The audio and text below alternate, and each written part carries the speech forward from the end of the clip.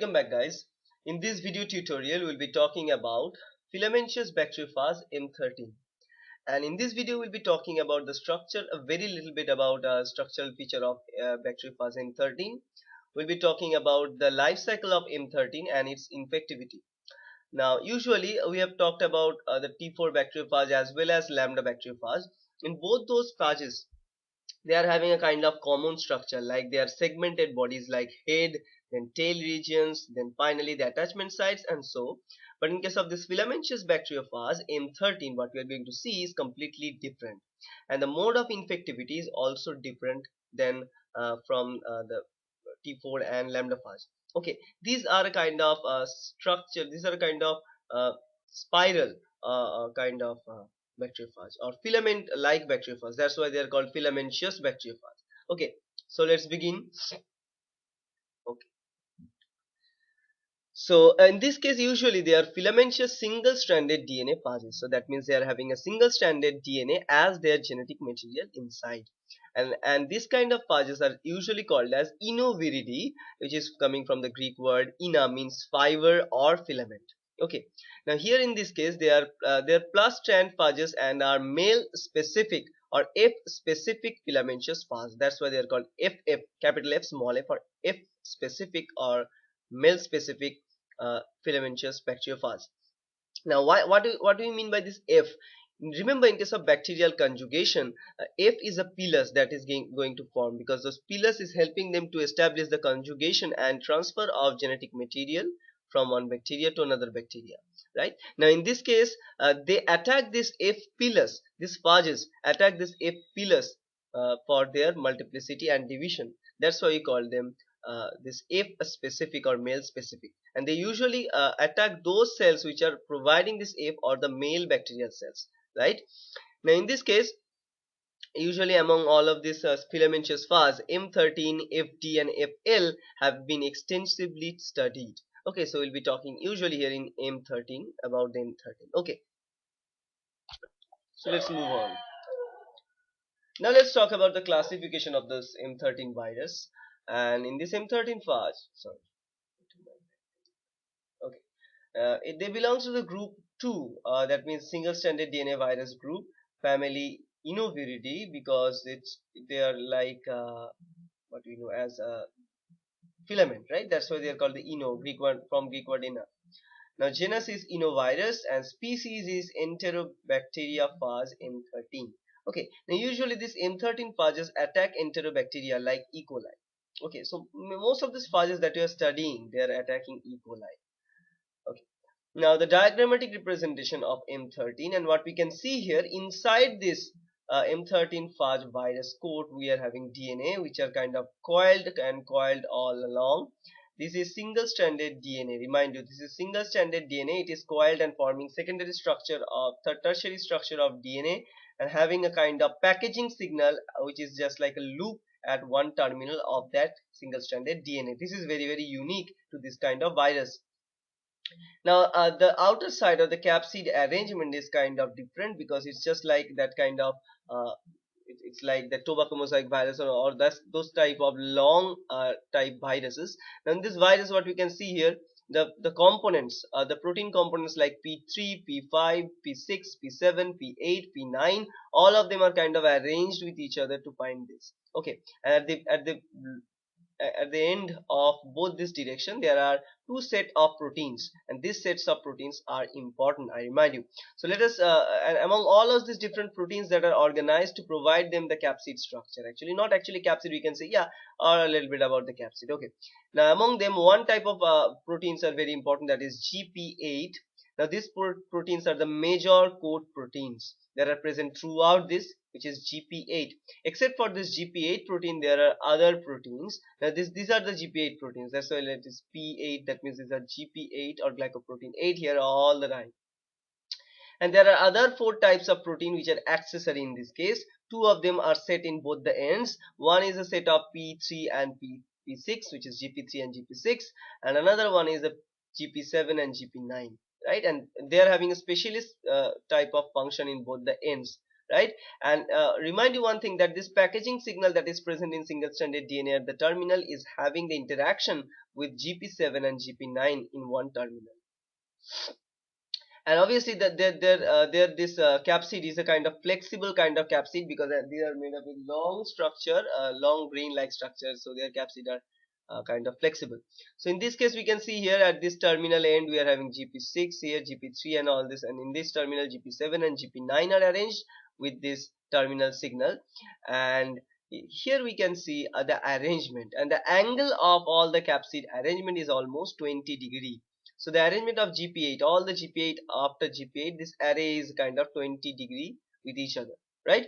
And in this case what we can see, almost this GP8 presents in 2700 copies of GP8 is required to construct a single capsid of this type of viruses. Okay, now once we see in this kind of virus, it resembles the structure just like the alpha helix of like proteins. Okay, now the second type of proteins which are important, these are whatever we have called about this GP8 which is present in predominantly, are called the major proteins or major structural proteins. Except for that we are having minor proteins. Now these are called minor code proteins. Among minor code proteins we are having two. One is the set of GP3 and GP6 present in one end.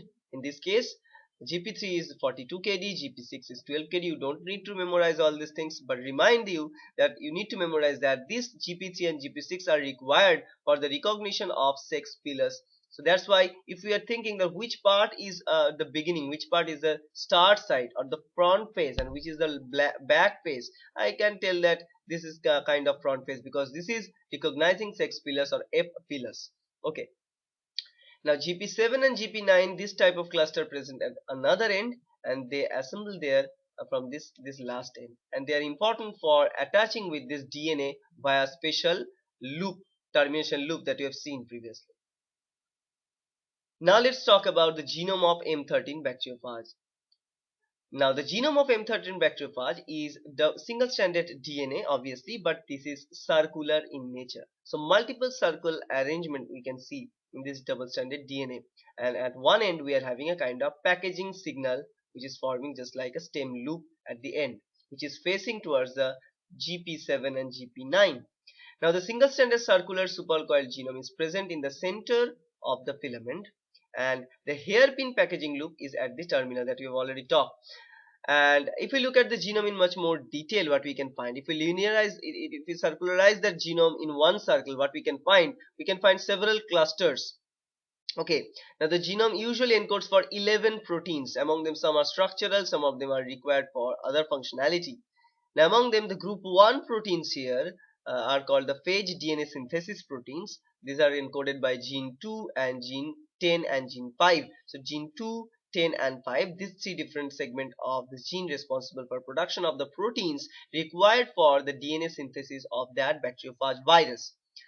Now the second cluster of genes are capsid structure proteins, which are, we have already known, that 8, that's 3, 6 and 9 and 7. So 7, 9, 8, 3 and 6. So this is another cluster which is required for the production of capsids. And the third cluster of the proteins that are present, third cluster of genes that are present, are the assembly gene, which is helping to assemble the DNA of phage inside the capsid. And these are the gene number 1, 4 and 11. So gene number 1, 4 and 11 present there. And I want to introduce your focus to this concept, that we can see that under this gene number 2 and gene 1, we can see the ingested genes like 10, genes like 11, they are incorporated with another gene, which is here in this case gene 10 is incorporated inside the gene 2, here gene 11 is incorporated inside gene 1. And some of the genes can be transcribed continuously, some of them are transcribed independently, and sometimes some of them and they are having a two different clusters from two different origins. Actually, that's another very important point here. So from this origin, one type of replication can go on from this right hand side clockwise direction, another type can go from this anti-clockwise direction. So both the direction replication is possible. So there are two strong transcription terminators present there after the gene 8 and gene 4. So let's see, after the gene 4 and after the gene 8, there are two transcriptional terminators written as IG sequence here in this case. Okay, and this IG are called major intergenic region. Now, intergenic region of 508 nucleotides, which contains a number of regulatory genes which are regulating the packaging and origin of replication. Okay, but except for that, we are having a kind of termination signal in both these ends after 8 and after 4 at both this end. Okay, and here what we can see a transcription terminator, which is a row dependent one, and in this both this end we are having row independent transcription terminator sites present. Okay, now let's talk about the process of infection. First step is the attachment and entry of this phage particle. So unlike many other DNA phages that we have already talked about, like T4 phage or lambda phage, who just inject their DNA inside the host, in this case, the M13 phages do not inject their DNA inside the host cell. I repeat, they do not inject their DNA. Rather, the entire phage particle are ingested inside. Right? And how is it possible? It is possible due to the presence of some protein factors outside that phage particle, and the factors are here in this case the factors from the F pillars and the proteins that are present outside, and the factors are GP3 and GP6. Remember, those are called those 6 pili attachment proteins. So this GP3 and GP6 present in one terminal of this M13 phage usually interacts with the F pillars proteins, and after this interaction they are kind of stick to that part. And this GP3, we can see there are three different domains, N1, N2 and CT domain. So N1 is a domain present at N terminal, N2 is again present at middle, and CT domain is called terminal domain, which is present at the C terminal region. So that's why they are called CT domain. Now in N1 domain, this is a membrane penetration domain, which is helping in interaction with a toll A co-receptor that is present onto the surface of sex pillars of the bacteria. N2 domain is responsible for the adsorption of this bacteria of this phage to the receptor, right? Receptor present in the tip of F pillars. And finally, the CT domain is a domain which is a domain anchored in the virion. Okay, so it is kind of anchored inside the virion. So majorly domain 1, N1 and domain N2 are functioning to insert this particular phage particle inside the bacterial cell. Here we can see the picture in detail. So in this case, this is the M13 phage. So this is the entry and the first interaction of this entry. So here we can see the P3, and P3 is having two domains outside, N1 and N2. So let me take a color here, otherwise it will be difficult for me to explain. So let us take it here. So here what we can see, this is N1 and this is N2, two domains are present. So using N1, it is kind of interacting. It is kind of interacting here with this toll A receptor of the membrane, and using N2 it is kind of interacting with the F pillars. So both these interactions are going on simultaneously, and as the interaction will go on, they are kind of pushing the F pillars down a little bit, and then they are bringing this M13 phage into close proximity to the bacterial cell surface. After this process is done, what they will do, here you can see the pillars is there, and after this interaction is going on here using the GP3 protein, and as the interaction is going on, after the attachment it will bring itself very close to the cell host cell. As they're bringing it very close to the cell, after certain time it's kind of rotating itself, and it is kind of injecting its component inside the host cell by penetrating the walls. Now in this case, they do not need to penetrate any wall, any cell wall or cell membrane of bacteria, because they are taking the entry using the pore from where the pilus is coming or pilus is forming. So there is a natural pore inside the bacterial cell membrane. They are using this pore to enter through this pore inside the host cell. So now as they are entering inside the host cell, they are disassembling their components in both these ends, and as you can see, their components are provided here with this green color. So the green colored components are capsomere proteins kind of dissociating and producing more protective layer in this hole, and then the DNA is projected through this hole outside, through this hole inside the cytoplasm of host cell. Okay, now let's talk about the replication of M13 bacteriophage. Now there are three different stages of this replication process. First is the stage 1, or the second strand synthesis of single-stranded DNA. So what we are talking here, we are getting the first strand of the DNA, which is usually present in bacteria. After injection of this DNA inside the host cell only get positive stranded DNA. Now this M13 phage needs to create a double strand form of that DNA prior to the synthesis of other mRNAs and proteins from that. So here comes the positive stranded DNA. They use this RNA polymerase and DNA polymerase 3. They take RNA polymerase to attach RNA primer here, and then they take DNA polymerase 3 to replicate and produce the negative strand of DNA using the positive strand as a template. After they produce this two strand of DNA topoisomerase will recoil them into this coiled form. It is called RF form or supercoiled form. Okay. Now in this case, all the genes are transcribed in the same direction. So now let's talk about a little bit of the transcription in this case. So all the genes are transcribed in the same direction from the minus strand. Remind you, genes are transcribed from the minus strand in this case, right? And there are two strong transcription terminators present. Frequently transcribed regions from gene 2 to 2 and 8, and an infrequently transcribed region is present between 3 and 4. So these are the major transcription terminator sites that are present.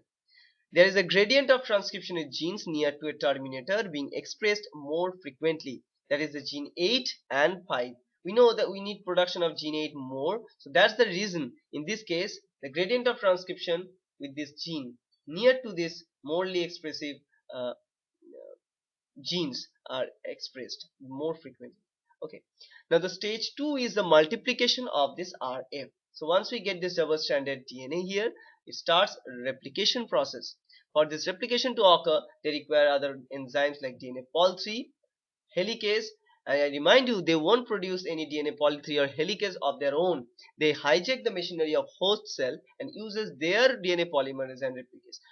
No, sorry, I made a mistake. I think no, they produces their own DNA polymerase 3 and replication helicase for using this purpose. So uses those things, and using those polymerase and replication helicase, they just start to dissociate one strand and adding nucleotide sequence one by one in this case. So they are displacing in this case the positive strand and then adding the strand or newly synthesized nucleotide from one end using the process called rolling circle mode of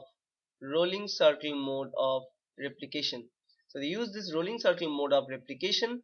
After the rolling circle mode of replication achieved, once we get two important things. One is one circularization of displaced strand, which is a positive displaced single stranded DNA, and a double stranded RF. So we get both these things. Now from this double stranded RF we get after this process will be again recycled and will take the same course and will generate the same type of condition or same type of results again and again. Now the third part of this replication cycle is the amplification of single stranded DNA. So how the amplification take place? So once we get more and more RFs being produced, we need to dissociate them. We need to dissociate because we require single stranded positive stranded DNA to be packaged inside. So once we get this RFs, and we know from the negative strand, remind you, so we are having three different kind of condition. One is only positive stranded single stranded DNA. We can have only negative stranded DNA. We can have the combination of negative and positive, which is RF in this case. Usually the structural proteins and all the necessary proteins are produced. Structural proteins and other necessary proteins are produced from the single stranded negative DNA, and from the double single stranded positive DNA it is required as genome of the phage for packaging, and RF is giving rise to both of them simultaneously. That's how the process is done. So here from this RF, using PV as an enzyme in this case, it produces and displaces the strand, positive strand. It is bound to the positive strand, and it is taking the positive strand out from this RF configuration so that it can produce two different segments. One is a positive strand single stranded DNA, another second negative stranded DNA. So it will produce both this DNA. So once the cooperative binding of PB collapses the circularized single-stranded DNA into rod-like structure, then it is ready to be packaged inside, because we want this positive stranded DNA to be packaged inside the phage genome, right? So this DNA will be taken and it will be ready to be packaged inside the capsid. Now the final part is assembly and release of M3 bacteriophage. So assembly of M3 bacteriophage it begins here. So what we can see here, we can see the RF, and from this RF what we can produce positive stranded DNA using the protein 5. So protein 5 will take up this positive stranded DNA with it. This is the complex which we require before the packaging, and we also get other proteins required for the assembly of the capsid. So when everything is produced like P6, P8 and all these different proteins are produced to produce the capsid, then this DNA with this P5 will be taken inside the capsid. And how? Let's say here the arrangement is going on with this P8 proteins are arranging just like 20-degree angle the arrangement. Then the addition of other proteins like the terminal proteins like P9, P7, and on the other terminal 6 and other proteins. Then the DNA is inside, and they are covering the DNA with other rounds of GP8. And finally, when they will cover or finish this covering of this DNA inside this capsid, it will be ready to go. So in this case, the P5 proteins on the DNA are replaced by P8 and other filamentous proteins in the inner membrane. Now, as filament proteins assemble, the phage slides out the P4 pore. The pore is replugged by P1 and P11 in this case, so that no further molecules can move out and for future phage can move out. So the moving out or the release of the bacteriophage M13 is also different from other type of phages. Usually we've seen the phages that lyse the host cell and come out, but in this case we are seeing that this M13 bacteriophages are not lysing these phages. They are kind of releasing out from the pore that are being created by P4 proteins in this case. So as they're creating P4 in this case, the pore in this case, and through this pore this matured M13 can come out. Now in the absence of GP3, elongation would continue with GP8 encapsulating another viral DNA to generate a polyphage. So polyphage means many more phage particles are kind of joined together, many DNAs are coming to join together. So one after another, the phage particles are kind of joined. So each of them are complete phage particle, but still they are not releasing outside. They are waiting for certain time to be released. So this kind of configuration, having more and more fully configured phage particles attached to each other prior to the release, are called as formation of polyphage. Okay. And the release of this M13, remember, they do not lyse the infected cells. Instead, they are kind of coming out from the pores. So the bacteria, however, can live, but still the growth of those bacteria is getting slower. So what we get a kind of plaque-like regions in the lawn of bacteria. It helps us to distinguish whether this is a viral infection or not in this kind of cases. So that's in a nutshell M13 bacteriophage, and I hope that's helpful.